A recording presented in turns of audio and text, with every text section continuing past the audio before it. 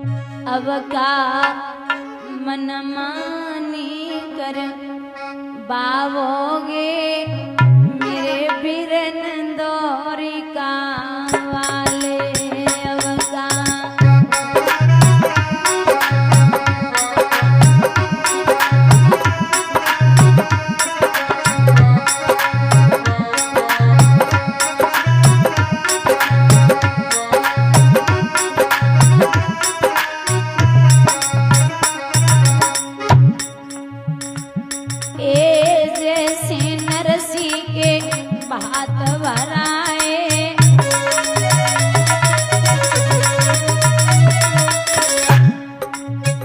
अब का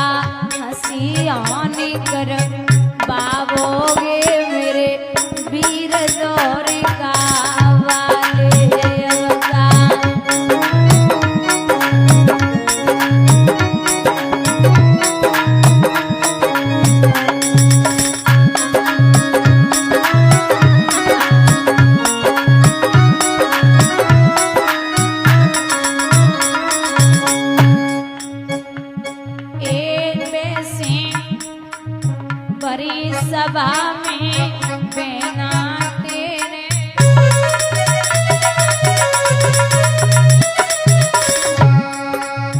अब का नगिन युगारी देखोगे मेरे वीर दौरी का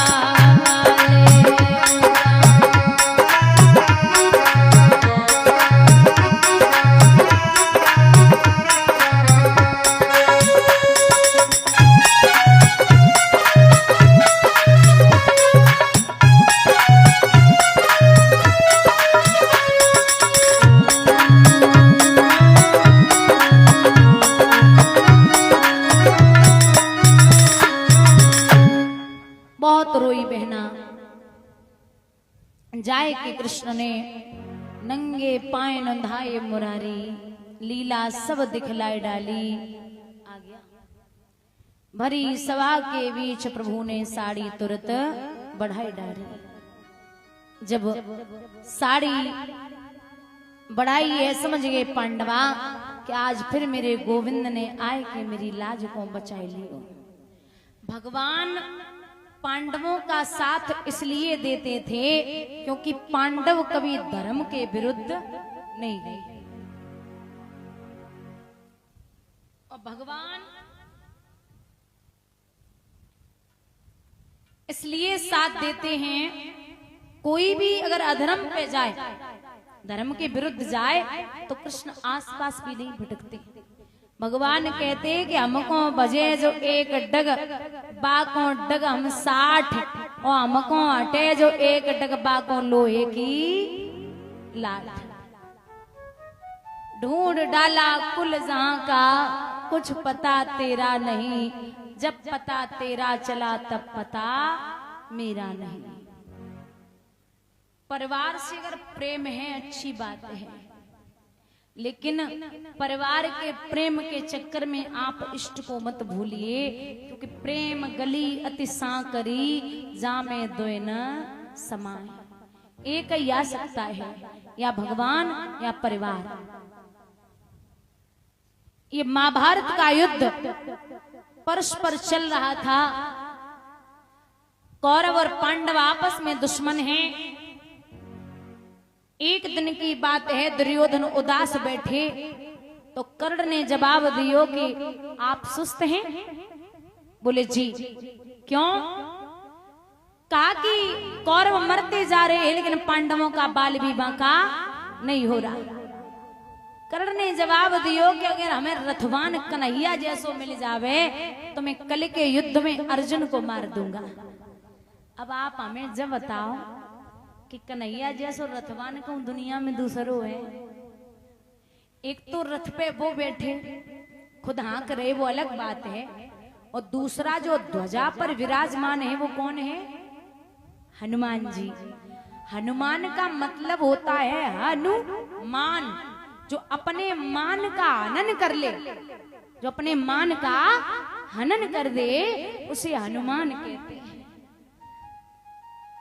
हनुमान जी में इतना बल है, 10,000 हाथियों में जितना बल होता है उतना बल एक दिग्गज में होता है दिशा के हाथी में, और जितना बल 10,000 दिग्गजों में होता है उतना बल एक इंद्र के ऐरावत में है, और जितना बल 10,000 ऐरावतों में होता है उतना बल एक इंद्र में है, और जितना बल 10,000 इंद्रों में होता है उतना बल हनुमान जी की सबसे छोटी वाली उंगली में है। बोलिए गोविंद भगवान की।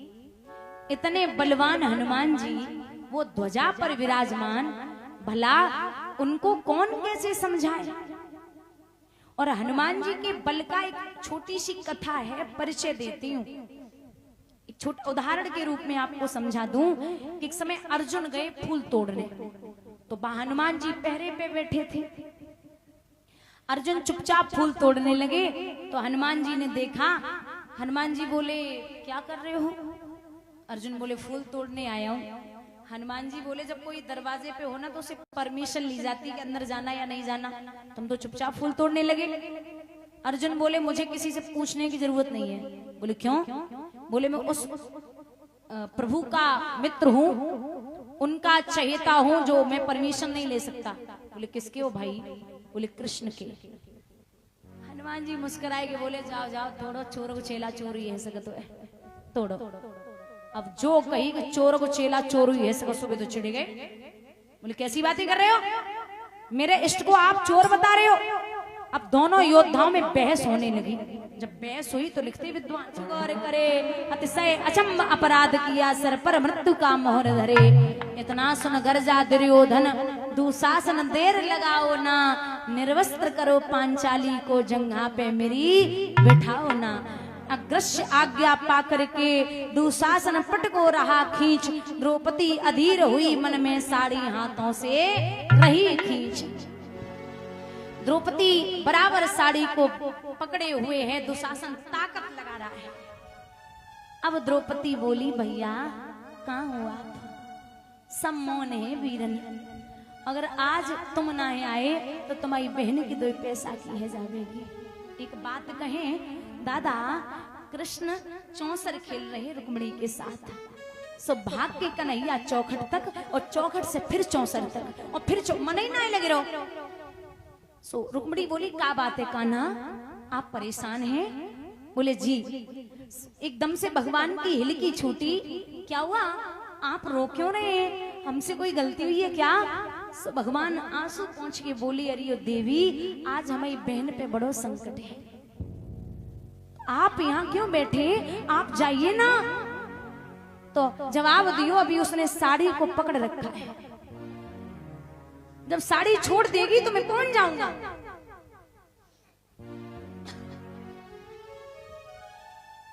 द्रौपदी ने एक बात कही, हाथ उठाए के कान्हा हम तो नगिन पैदा हुए थे कृष्ण, हम तो नगिन पैदा हुए थे और नगिन हो भी जाएंगे तो मेरा कुछ नहीं बिगड़ेगा, लेकिन जब बहन की इज्जत जाती है ना तो सबसे ज्यादा असर भाई पर बाप पे पड़ता है।